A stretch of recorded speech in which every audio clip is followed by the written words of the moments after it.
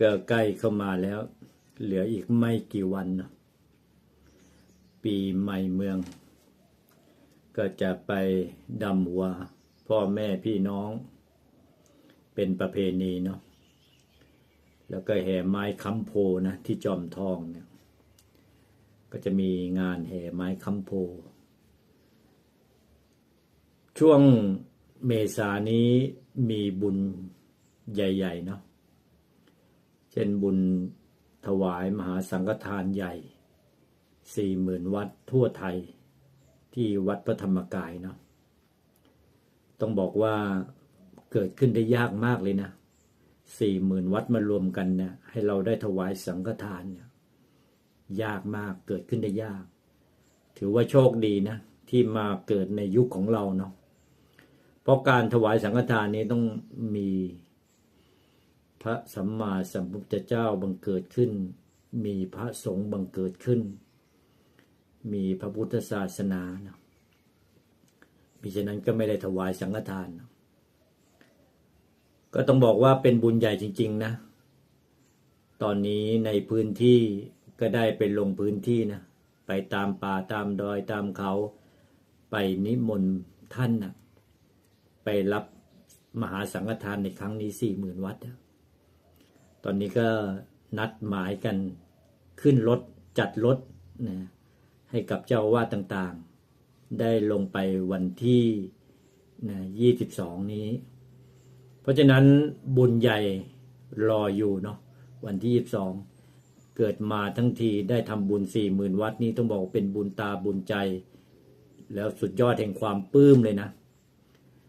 ยังไงก็อย่าตกบุญก็แล้วกันเพราะเป็นบุญใหญ่จริงๆโอกาสที่เจ้าว่าที่มีบุญมีบารมีเก่าแก่เนี่ยจะได้มารวมกันนะให้เป็นเนื้อนาบุญกับเราเนี่ยต้องบอกว่ายากมากนะเพราะการลงในพื้นที่แต่ละพื้นที่นี่ต้องบอกว่ากว่าจะไปถึงท่านนี่ยากมากขึ้นเขาลงดอยลงห้วยไปต้องไปพักกลางทางกว่าจะไปถึงท่านแต่ละที่แต่ละรูปแต่ละวัดเนี่ยแล้วท่านก็เป็นหัวใจเป็นหลักในแต่ละหมู่บ้านนะเพราะฉะนั้นบุญใหญ่จริงๆที่จะเกิดขึ้น 40,000 วัดที่วัดพระธรรมกายในวันที่22นี้ยังไงก็อย่าตกบุญก็แล้วกันถ้ามีกำลังเนาะยังไงเป็นวัดศาสตร์ชีวิตเนาะ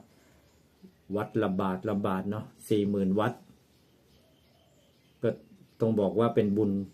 ติดตัวเราไปข้ามภพข้ามชาติเลยว่าอย่างนั้นเถอะ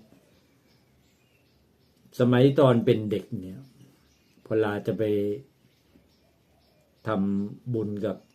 หลวงพ่อหลวงพี่ทั้งหลายนะถ้าดวงตกหรือดวงตกหรือดวงไม่ดีอะไรก็ประมาณเนี้ยเขาจะให้ไปถวายสังฆทานนะอย่างน้อย3 วัดบ้าง9 วัดบ้างประมาณเนี้ยจะได้หมดเคราะห์หมดโศกหมดโรคหมดภัยว่าอย่างนั้นเถอะสมัยโบราณนะก็จะเห็นบ่อยๆแต่ทำบุญครั้งนี้ 40,000 วัดไม่ต้องคิดกันแล้วจบเลยเพราะฉะนั้นก็อย่าตกบุญกันแล้วกันอย่างน้อยมีส่วนร่วมเนาะวัดละบาทเนาะเป็นประวัติศาสตร์ชีวิตเราซื้ออย่างอื่นเนี่ยไม่นานเขาซื้อได้ซื้อรถซื้อเมื่อไหร่ก็ได้ซื้อนู้นซื้อนี่ซื้อเมื่อไหร่ก็ได้ตราบใดที่ยังมีลมหายใจแต่โอกาสที่พระจะมารวมกัน 40,000 วัดเนี่ยให้เราได้ทำบุญเนี่ยมันเกิดขึ้นได้ยากมากถึงวันข้างหน้าเรามีตังค์เราก็ไม่มีโอกาสที่จะได้ทำเพราะโอกาสไม่มีเพราะฉะนั้นอย่าให้โอกาสดีๆนี้นะมันผ่านเราไปหรือคำว่าตกบุญยังไงก็อย่าตกบุญกันแล้วกันตกแล้วตกเลยไม่มีโอกาสแล้ววันข้างหน้าจะมีเงินล้นฟ้าก็ไม่สามารถที่จะนิมนต์ท่านนะไปรวมแล้วได้ถวายมหาสังฆทานได้เพราะฉะนั้นโอกาสนี้เราไม่ได้ลงทุนอะไรมากมายเพราะว่ามีบุคลากรมีระบบการจัดการมีอยู่แล้วตั้งนิมนต์ต้อนรับตั้งรับนะส่งกลับประทับใจมีระบบอยู่แล้วเราเพียงแต่เอา